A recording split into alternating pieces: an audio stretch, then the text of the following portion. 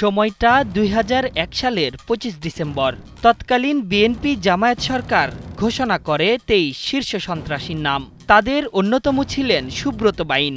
তারও এক দশক আগে থেকেই রাজধানীর আন্ডারওয়ার্ল্ডে কুখ্যাত ছিল সুব্রত বাইন ও তার নেতৃত্বে গড়ে ওঠা 7 স্টার গ্রুপ। খুন, চাঁদাবাজি থেকে এমন কোনো অপরাধ নেই যেখানে সুব্রত বাইনের বিচরণ ছিল না। বিশেষ করে কন্ট্রাক্ট কিলার হিসেবে তার খ্যাতি দ্রুত ছড়িয়ে পড়ে। এ কারণে তাকে বলা হতো ঢাকায় আন্ডারওয়ার্ল্ডের গ্যাং কিলিং মাস্টার।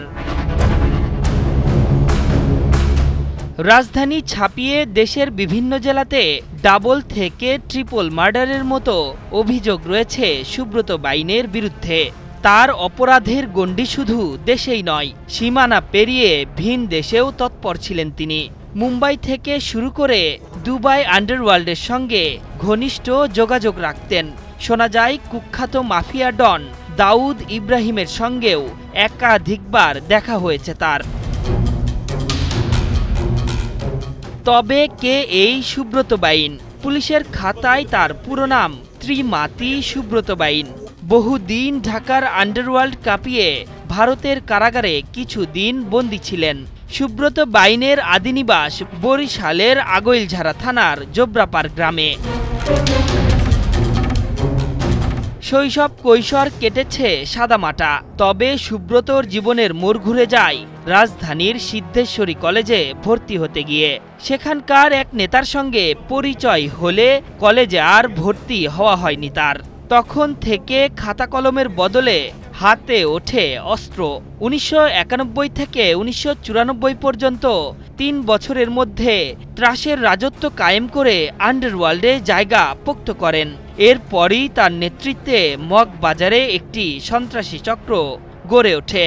টোকাই সাগর, টিক্কা সেলিম, চঞ্চল, মোল্লা মাসুদ ও তানভীরুল ইসলাম জয় মিলে গড়ে তোলেন 7 স্টার গ্রুপ।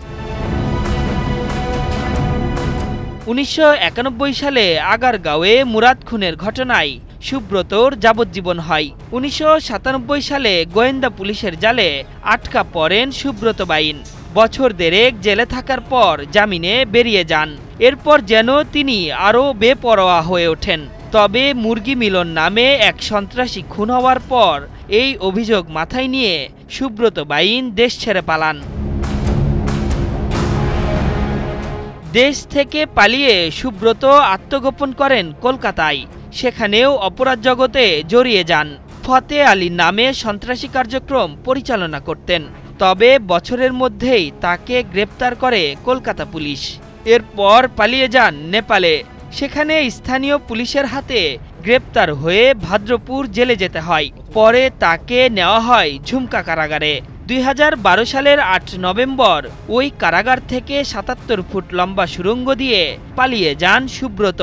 নেপালের কারাগার থেকে পালিয়ে পুনরায় কলকাতায় ফিরে আসেন তিনি। আশরাফুল ইসলাম, ৭১।